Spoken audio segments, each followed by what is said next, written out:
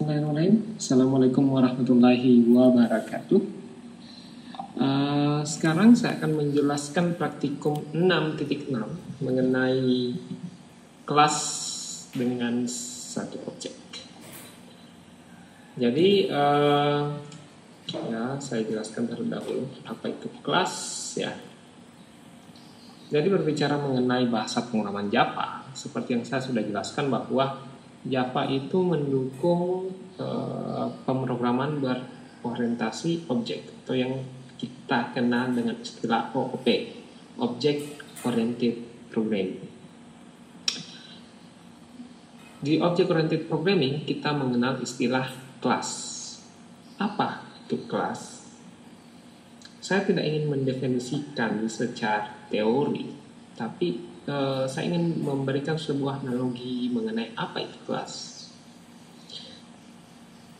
Jadi kalau kita misalnya menyebutkan kelas, anggaplah saya menyebutkan buah. Maka buah itu adalah kelas. Kemudian pisang, mangga, rambutan, durian, apel, dan lain sebagainya yang termasuk buah itu adalah objek. Atau misalnya seperti ini. Saya punya buku resep untuk membuat nasi kuning. Jadi namanya buku resep nasi kuning. Buku resep nasi kuning itu adalah kelas. Kemudian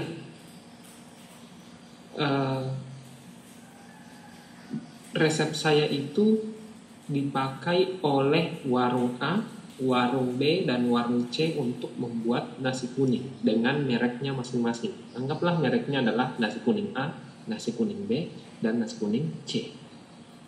Maka nasi kuning A itu adalah objek, nasi kuning B itu adalah objek, nasi kuning C itu adalah objek yang dibentuk dari kelas buku resep nasi kuning tadi. Nah, jadi itu yang dimaksud dengan kelas. Saya langsung masuk ke bagian program saja. Nah, masih hasil modifikasi dari program sebelumnya. Kita sekarang berada di public class main. Nah, di sini di baris keempat kita mendeklarasikan sebuah variabel bernama x dengan tipe data integer yang diisikan dengan nilai 5. Kemudian pada metode main, pada baris ke-6 kita mendeklarasikan atau membuat sebuah objek bernama kelas baru. Jadi kelas baru ini adalah objek yang dibentuk dari kelas main.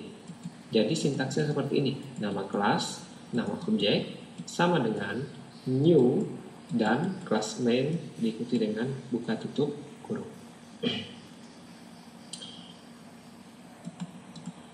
Nah, jadi kelas baru ini adalah objek yang dibentuk dari kelas main. Jadi apapun metode yang ada di kelas main selama dia public, metode di kelas main, kemudian atribut-atribut yang di kelas main itu bisa diakses atau diturunkan ke kelas baru. Sehingga ketika kita misalnya seperti ini, kita mencetak ya, kita ingin menampilkan nilai x. Jadi kelas baru.x itu akan mencetak angka 5. Kenapa? Karena x ini adalah variabel dari kelas main. Nah, kelas main ini tadi, kelas baru ini adalah objek yang dibentuk dari kelas main, sehingga ketika kita mengakses kelas baru, di kelas baru ini ada variabel x ini juga, ya. Sehingga ketika kita mencetak x ini akan tampil 5. Ya. Anggaplah kita membuat objek yang lain lagi, tapi dari kelas yang sama, seperti main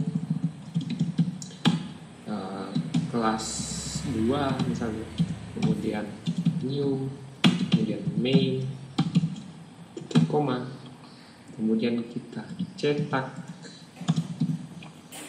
kelas 2,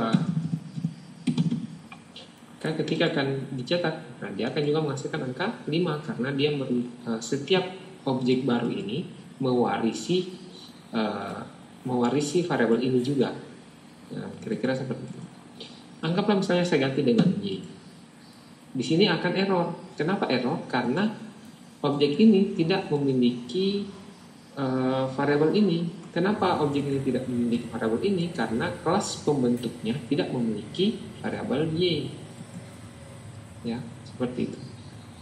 Jadi ketika misalnya di sini saya tambahkan integer Y sama dengan 10, maka ketika kita run ini tidak akan error karena objek ini sudah mengandung Y yang diperoleh dari kelas pembentuknya, yaitu kelas name. Ya. Jadi ini sintaksnya. Kenapa harus seperti ini? Karena begini sintaksnya. Kalau kalian mau bikin sintaks yang lain, silakan boleh. Tapi itu artinya kalian membuat bahasa pemrograman yang baru. Dan itu ya sah-sah saja. Selama kalian bisa membuat bahasa pemrograman, ya kalian bebas membuat sintaks semau kalian. Oke. Jadi seperti itu. Nah, kalau anggaplah misalnya kita ganti sini, ini akan error karena kenapa? Karena tadi sintaksnya harus nama kelas di sini harus sama dengan kelas yang dijadikan rujukan untuk pembentukan objek ini. Jadi di sini seharusnya adalah M besar karena dia merujuk pada kelas main. Jadi dalam bahasa pemrograman Java, salah satu hal yang membuat mahasiswa itu merasa bahwa bahasa pemrograman Java itu sulit adalah karena konsep OOP ini. Namun padahal sebenarnya ketika kalian memahami konsep ini, kalian akan ketagihan untuk mempelajari Java. Dan ketika saya paham, ternyata bahasa pemrograman Java itu sangat-sangat menyenangkan. Sangat menyenangkan. Saya jamin kalian akan ketagihan ketika kalian memahami konsep dari bahasa pemrograman Java ini. Jadi ketika kalian belum paham, kalian harus mengulang, mencari berbagai sumber referensi yang ada. Oke, itu penjelasan saya untuk praktikum ini. Terima kasih. Assalamualaikum warahmatullahi wabarakatuh.